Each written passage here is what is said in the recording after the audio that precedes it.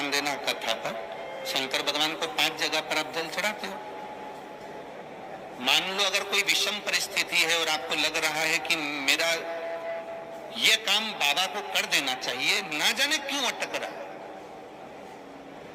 मेरे भोलेनाथ जी को मेरा ये काम कर देना चाहिए, ना जाने क्यों अटक रहा है, तो जो जो जगह पर आप जल समर्पित करते हो, जिस जिस जगह पर आप जल समर्पित करते हो, जैसे गणेश जी की जगह पर जल समर्पित करते हो, सबको मालूम है ना, स्थान तो सबको मालूम है ना गणेश जी का। जैसे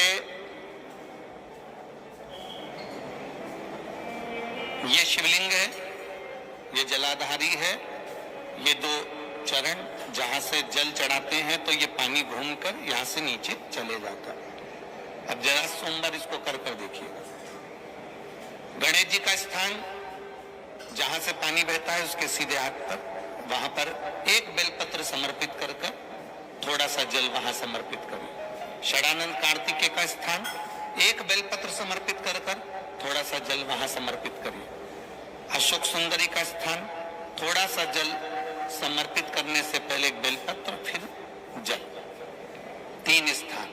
चौथा मां पार्वती जी का हस्त कमल, एक बेलपत्र समर्पित कर जल चारों तरफ चढ़ाने के बाद में 5वां शिवलिंग के ऊपर बेलपत्र समर्पित कर पूर्ण जल शंकर को समर्पित कर देना।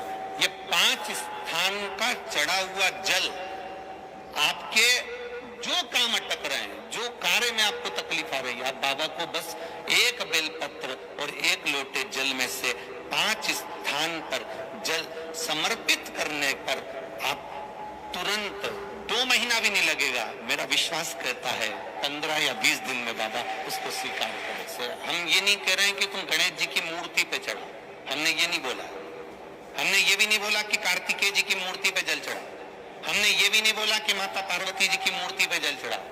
आप तो जो शिवलिंग रखा हुआ है और जो जलाधारी गोल है उस पे जो शिवलिंग रखा है, जहां से पानी बह रहा है, उसके राइट हैंड में गणेश, लेफ्ट हैंड में कार्तिकेय, बीच में अशोक सुंदरी, पार्वती जी का स्थान हस्तकमल और ये शिवलिंग।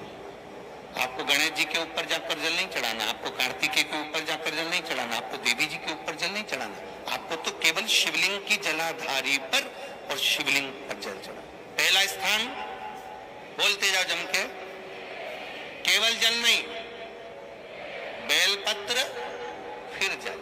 दूसरा कार्तिकेय, तीसरा अशोक सुंदरी, चौथा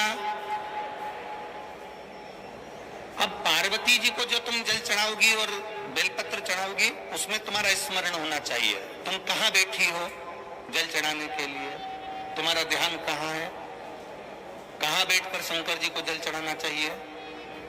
आपको पहले भी कथा में कहा, जहां से जलाधारी का पानी बह रहा है इसके ठीक विपरीत जगह में आप यहां बैठ जाओ। उत्तर दिशा में पानी जाता है तो आप दक्षिण दिशा में बैठकर उत्तर की ओर मुख कर बाबा को तुरंत आनंद के साथ में बेलपत्र चढ़ाकर जल चढ़ाओगे। भले खड़े होकर या वहां जाकर तुम यहाँ पर जल चढ़ा दो, परंतु उसके बाद में जब आप जल चढ़ाओगी, जब बाबा पार्वती जी को जब बेलपत्र और जल चढ़ाओगी तो आपका मुख कहाँ होना चाहिए, जहां से पार्वती, जहां से ये जल बहकर जा रहा हो, यहां बैठोगे तो जल, तो पहला जल बेलपत्र गणेश जी, दूसरा कार्तिकेय जी, तीसरा अशोक सुंदरी, चौथा माता पार्वती जी का हस्त कमल और 5वें नंबर का जल भगवान शिव के ऊपर, अर्थात भगवान देवाधिदेव महादेव से प्रार्थना करते हुए। बेलपत्री के पौधे में, उस बेलपत्री के वृक्ष में जो बेल लगा हुआ है, जो फल लगा हुआ है, उस फल की मुझे महत्वता श्रवण कर। लिंग पुराण कहती है, महाराज जो बच्चा हकलाता हो, अर्थात बोलते बोलते अटक जाता हो या वाणी हकला रही हो, तो शास्त्र कहता है कि का जो फल होता है, उस बेल के फल को धीरे से फोड़कर ऊपर से चक्कू से उसको साफ कर कर अंदर से पूरे उसका जो गुर्दा है बेल के फल का, उसको निकाल लीजिए। और उस बेल के फल का जो गुर्दा है उसको निकाल कर वो खाली कर लीजिए बेल का। महाराज सोमवार की सोमवार 5 सोमवार उसमें पानी भरकर भगवान शंकर को समर्पित करिए। एक पात्र, शिवलिंग में से जो जल नीचे गिरे उसके उधर पात्र को लगा लीजिए। महाराज समर्पित कर कर जल को झेल कर ले आइए। जो व्यक्ति वाणी से हकला रहा हो उस व्यक्ति को वो जल भगवान शंकर का जो शिव महापुराण का मूल मंत्र है श्री शिवाय नमस्तुभ्यम, उस मंत्र का जाप कराकर धीरे धीरे बुलवाते हुए उस पानी को पिलाना प्रारंभ कर दीजिए। केवल सोमवार को ही करना है और सोमवार को ही पिलाना, इसके सिवाय नहीं करना। महाराज जैसे मंत्र बोलते जाए, श्री शिवाय नमस्तुभ्यम बोलते जाए और धीरे धीरे उसको पानी पिलाते जाए, श्री शिवाय नमस्तुभ्यम बोलते जाए और पानी पिलाते जाए। महाराज धीरे धीरे आप 5 सोमवार करोगे, उसकी वाणी में अटकना बंद हो जाएगा।